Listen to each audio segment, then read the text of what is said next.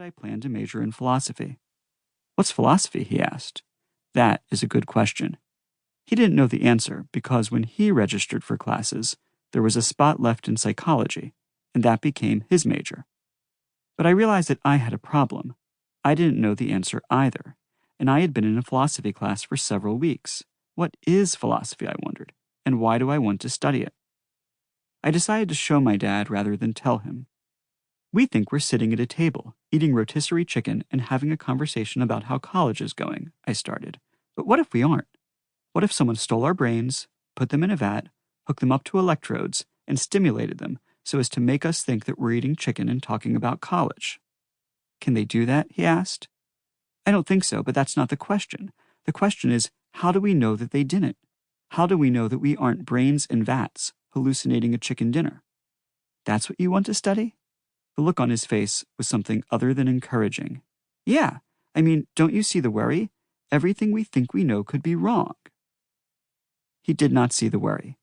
And this was before The Matrix came out, so I couldn't appeal to the authority of Keanu Reeves to establish the urgency of the issue.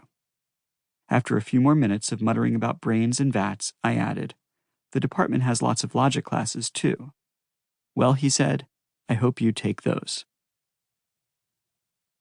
I said that it's improbable that I'm a philosopher, but that's not right. What's improbable is that I'm still a philosopher, that my dad didn't put a stop to it at that dinner or long before. Because I was a philosopher almost from the time that I could talk, and I am not alone in that. Every kid, every single one, is a philosopher. They stop when they grow up. Indeed, it may be that part of what it is to grow up is to stop doing philosophy and to start doing something more practical. If that's true, then I'm not fully grown up, which will come as a surprise to exactly no one who knows me. It's not for lack of trying on my parents' part. I remember the first time I pondered a philosophical puzzle. I was 5, and it hit me during circle time at the JCC kindergarten. I thought about it all day, and at pickup time, I rushed to tell my mother, who taught a preschool class down the hall. "Mommy," I said, "I don't know what red looks like to you." "Yes, you do. It looks red," she said. "Right, well, no," I stammered. "I know what red looks like to me, but I don't know what it looks like to you."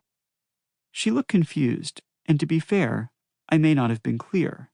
I was 5. But I struggled mightily to get her to see what I was saying. "Red looks like that," she said, pointing to something red.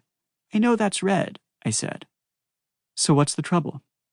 "I don't know what red looks like to you." "It looks like that," she said, increasingly exasperated. "Right," I said, "but I don't know what that looks like to you. I know what it looks like to me." "It looks the same, sweetheart." "You don't know that," I insisted. "Yes, I do," she said, pointing again. "That's red, right?" She didn't get it, but I was not deterred. "We call the same things red," I attempted to explain, "because you pointed to red things and told me they were red. But what if I see red the way you see blue?" "You don't. That's red, not blue, right?" "I know we both call that red," I said. "But red could look to you the way blue looks to me." I don't know how long we went round on that, but my mother never did see the point I was making. "Mom, if you're listening to this, I'm happy to try again."